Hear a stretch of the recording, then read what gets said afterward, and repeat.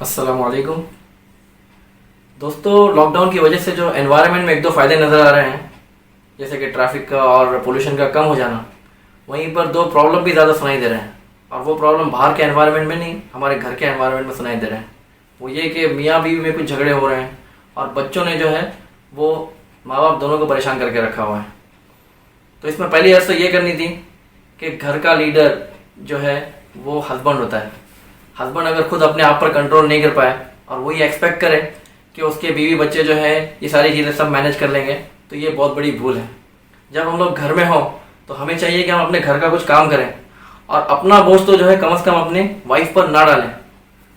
ہمارے آقا صلی اللہ تعالیٰ علیہ وسلم خود کے کام خود کر لیا کرتے تھے، گھر میں بھی ہاتھ بٹایا کرتے تھے۔ اس کے علاوہ ہمارے آقا صلی اللہ تعالیٰ علیہ وسلم نے کبھی بھی کھانے میں ایڈ نہیں نکالا، جیسا کہ ہمارا معمول ہوتا ہے نا، یہ کم وہ زیادہ، ایسا کیوں ویسا کیوں، تو یہ نہیں ہونا چاہیے۔ جب تک گھر میں ہیں ایک کوالٹی ٹائم بتائیں، اپنی وائف کے ساتھ میں پیار محبت کی باتیں کریں، اپنے بچوں کے ساتھ میں پیار محبت کی باتیں کریں۔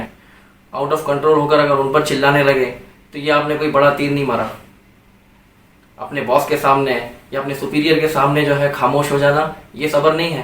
جن لوگوں پر آپ کا کنٹرول ہے وہاں پر آپ کا صبر کرنا، یہ ریئل صبر ہے، اور یہ آپ کا ریئل کیریکٹر ہے۔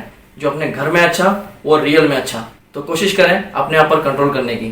بچوں کو اگر کنٹرول کرنا ہے تو ان کے ساتھ میں بیٹھ کر آپ دونوں ہسبینڈ وائف دونوں مل کر جو ہے ساتھ میں بیٹھے، ایک شیڈیول بنائے، اسٹارٹ اینڈ، اور اس میں ساری چیزیں ڈیفائن کریں کہ یہاں پر بچے لوگ کا اتنا ٹائم کھیلنے کا ہوگا، اتنا ٹائم پڑھنے کا ہوگا، پونے گھنٹے کے 40 منٹس کے جو ہے پیریڈز بنا لیں ان لوگوں کے، اور ان کی ایکٹیویٹی کو ڈیوائڈ کر دیں، اور خود کی ایکٹیویٹیز کو بھی ڈیوائڈ کر دیں۔ اس ٹائم پہ کھانا بنانا ہے، اس ٹائم پہ پڑھنا ہے، اس ٹائم پہ مدنی چینل دیکھنا ہے۔ تو یہ ساری چیزیں جو ہیں اپنی ڈیفائن کریں۔